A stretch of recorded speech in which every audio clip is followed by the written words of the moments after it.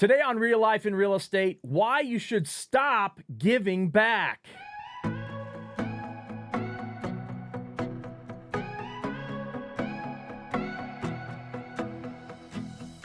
Well, hey there, and welcome to Real Life in Real Estate. I'm Mark Peebles, and I'm so glad that you have joined us today. I'm here to help you live your best life and achieve ultimate success. And so thanks for being with us. I want to remind you as we're getting started here that the Real Life in Real Estate podcast is sponsored by Advantage Home Warranty. You know, it's my favorite home warranty in the business. I've been in this business for over 18 years. I've used a lot of different home warranties. By far, the best we've ever used is Advantage Home Warranty. You know, they are an Ohio company, family-owned company. They own their own plumbing and HVAC company. So they control costs, they provide a higher level of service, and honestly, they're amazing to work with. You should give them a try. If you're in Ohio, Advantage Home Warranty, AdvantageHW.com is their website. Check them out at AdvantageHW.com. So today, we are talking about a controversial topic. At least that's what Natalie told me, because I say you should stop. That is what I told you. I did. Because it made me nervous. I said you should stop giving back. Well, what's funny is I don't know if anybody knows this, but when we come in here, I don't necessarily know what you're going to talk about. And so when the title is You Should Stop Giving Back. I was like, okay, I'm ready when you are. Well, it's okay. You know, honestly, my personal vision, Natalie, is to leave a legacy spiritually and financially that will impact the generations of my family. Yeah.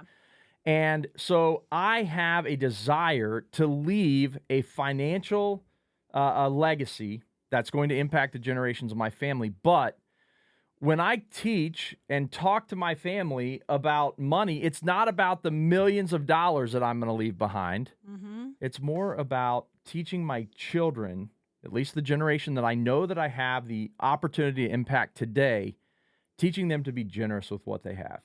That's awesome. And so this is not anti-generosity, okay? And I'm going to get a little bit more into it. But, you know, Natalie, with the things that we've had going, switch that camera back, because we're getting ready to leave for North Carolina as we're recording this. When you're listening to this out there or watching this on YouTube, we'll actually be in North Carolina with our team. Yeah. And Natalie, you've done an awesome job helping to put this whole thing together. Can't go with us. You can't go with us. Why can't you go with us? I'm super pregnant. Super pregnant. She hides it behind the microphone and the computer, but nobody knows. Can't go with us because of baby Roman that's coming very soon. Very soon. Super excited about baby Roman coming. Yeah, it's exciting. But here's the thing. I can't go on the trip.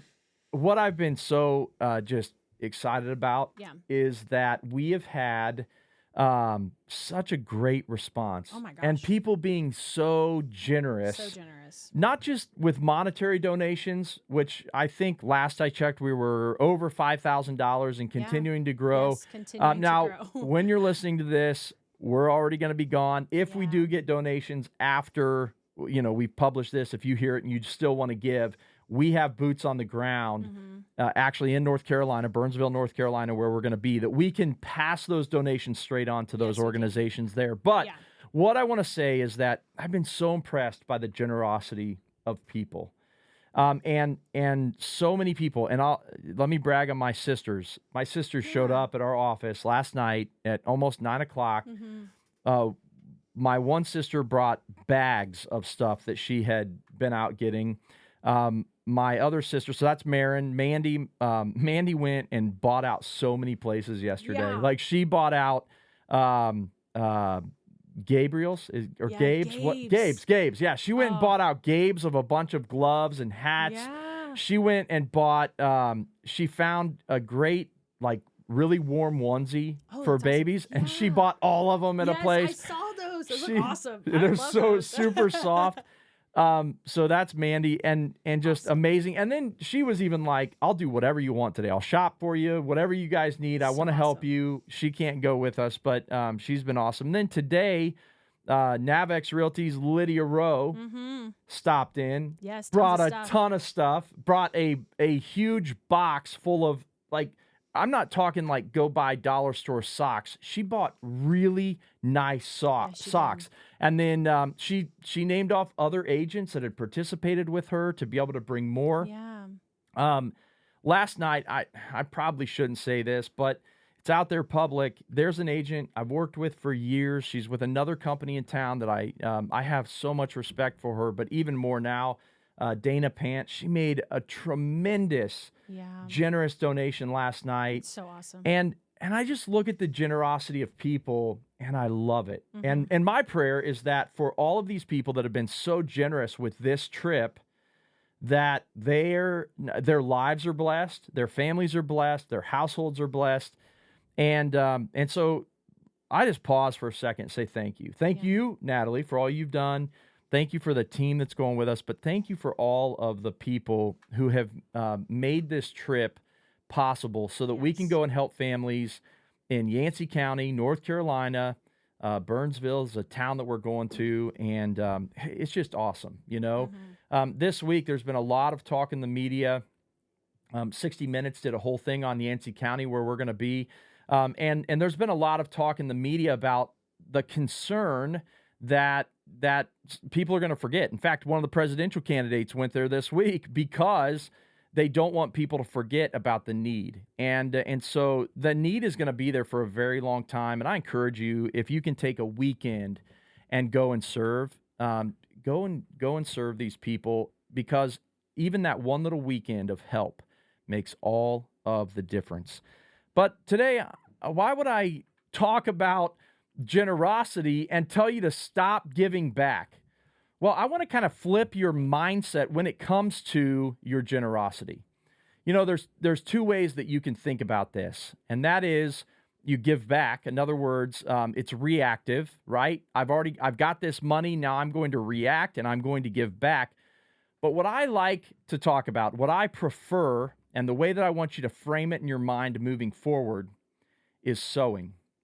You see, when you sow a seed, you sow into something. You're planting something. Think of sowing a seed into the ground. You water that seed, and then you see growth from it.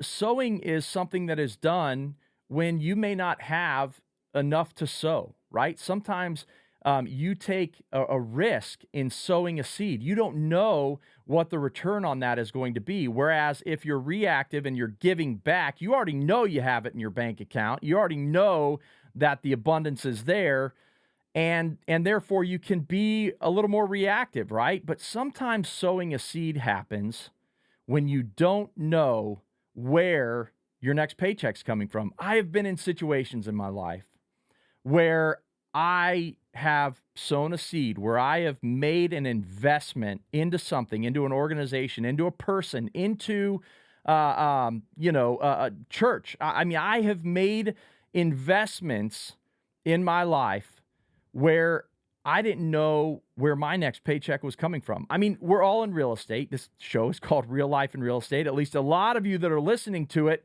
are in real estate. And when you're in real estate, you might have a closing or 2 or 3 or 5 closings this month, but you don't know where your business is coming from next month.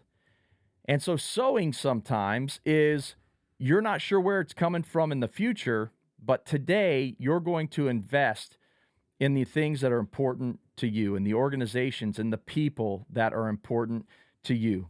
And so when it comes to giving back, we hear organizations talk about giving back all the time. In fact, a lot of organizations, they have give back strategies, right? So you can give back. But it's the give back strategy that is a limited mindset. Whereas if you are in a sowing mindset, you're in an abundance mindset. Like, I have an abundance. I am blessed. And I may not know where the next paycheck's coming from, but I know that if I sow today, if I sow into something today, that those seeds will grow and it will always come back to me. One of the lessons my dad has taught me, my mom and dad, two of the most generous people that I've ever known, and they have taught me the value of being generous. And I think I've told this story before on one of our podcasts at some point, but years ago, I was just a kid and I don't even remember it because I was probably 4 or 5 years old. We lived in Texas at the time. And there was a missionary in our church that had to go and he was going on a mission and he needed the funding to be able to go on this mission trip.